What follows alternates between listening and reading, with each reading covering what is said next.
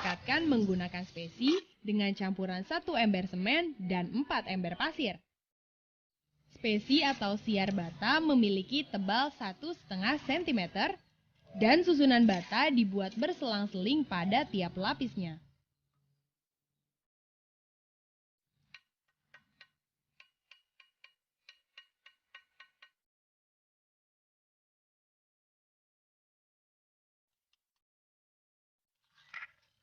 Agar pasangan bata lebih kuat, batu bata direndam terlebih dahulu di dalam bak air. Batu bata yang baik tidak mengeluarkan banyak gelembung dan tidak hancur bila direndam. Lalu batu bata dikeringkan permukaannya sebelum dipasang atau dilekatkan pada mortar.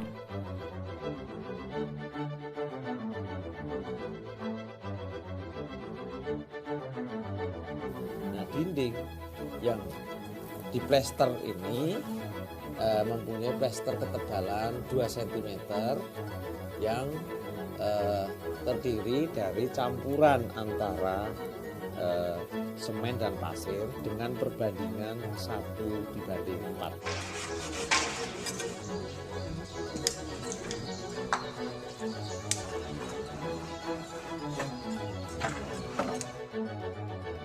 Dengan jarak maksimum antar kolom adalah 3 meter, maka luas dinding hanya boleh maksimal 9 meter persegi.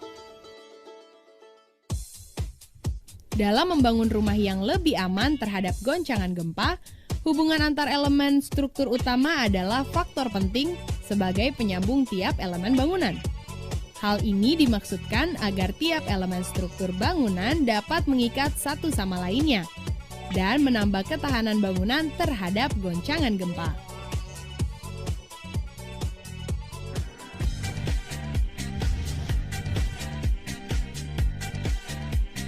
Balok pengikat atau sloof dihubungkan dengan fondasi menggunakan angkur-angkur besi berdiameter 10 mm yang ditanam dengan jarak maksimum setiap 1 meter.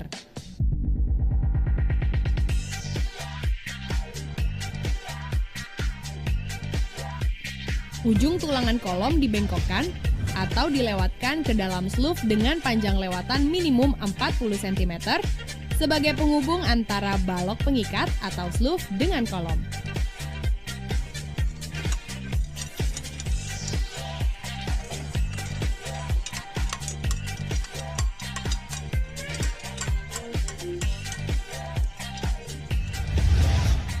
Untuk menambah kekuatan dinding, pada setiap 6 lapis bata diberi angkur besi yang berdiameter minimum 10 mm dengan panjang 40 cm.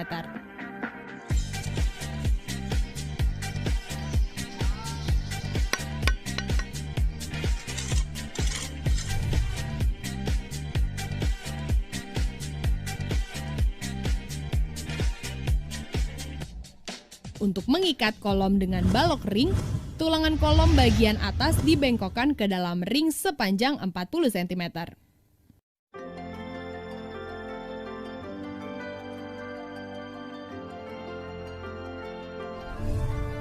Agar kedudukan kuda-kuda kayu lebih stabil, maka pada kaki kuda-kuda perlu dipasang angkur besi berdiameter 10 mm yang ditanamkan pada ring atau mengikat kaki kuda-kuda pada kolom dengan 2 buah angkur berdiameter 10 mm.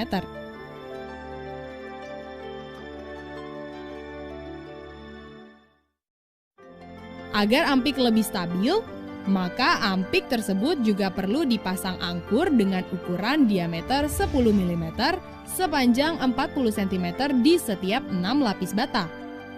Dan tulangan ampik bagian bawah dilebihkan ke dalam tulangan kolom sepanjang 40 cm.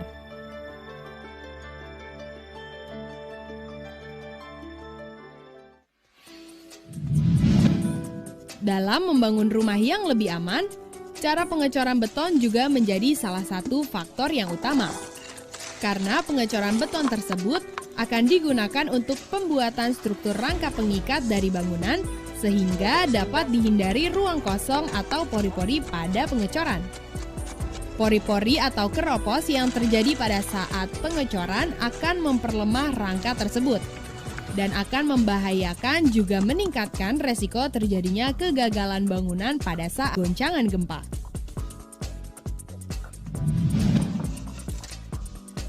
Hal yang harus diperhatikan dalam pengecoran beton untuk membuat kolom adalah memastikan cetakan atau backing rapat dan kuat atau kokoh.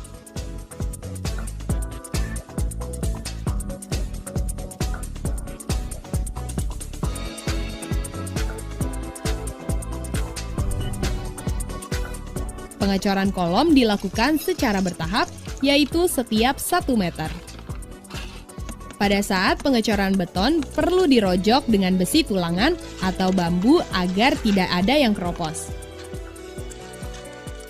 Ya, di sini kita melihat cara pengecoran kolom praktis, ya, di mana setelah adukan beton selesai dilakukan, pengadukan, maka diangkut dengan ember dan dituang seperti yang terlihat di sini, dan setelah dituang maka diadakan pemadatan, yaitu untuk mengeluarkan pori-pori dengan cara memukul-mukul seperti itu, dan serta menggoyang-goyangkan sedikit dan memberikan rojokan-rojokan dengan bambu atau besi tulangan. Dengan demikian maka diharapkan nantinya beton bisa padat dengan baik dan pori-pori bisa keluar sebanyak-banyaknya, sehingga akan terjadi beton yang sangat kuat. Pelepasan backing minimum 3 hari setelah pengecoran. Untuk memudahkan pelepasan backing, maka kayu boleh dilumuri dengan minyak.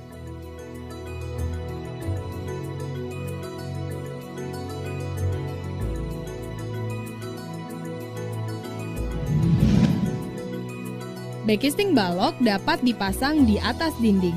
Pada balok gantung, maka backing harus diberi penyangga. Penyangga dapat menggunakan bambu atau kayu yang cukup kuat. Untuk balok yang menumpu pada dinding, backing dapat dilepas setelah 3 hari. Sedangkan pada balok gantung, backing baru boleh dilepas setelah 14 hari.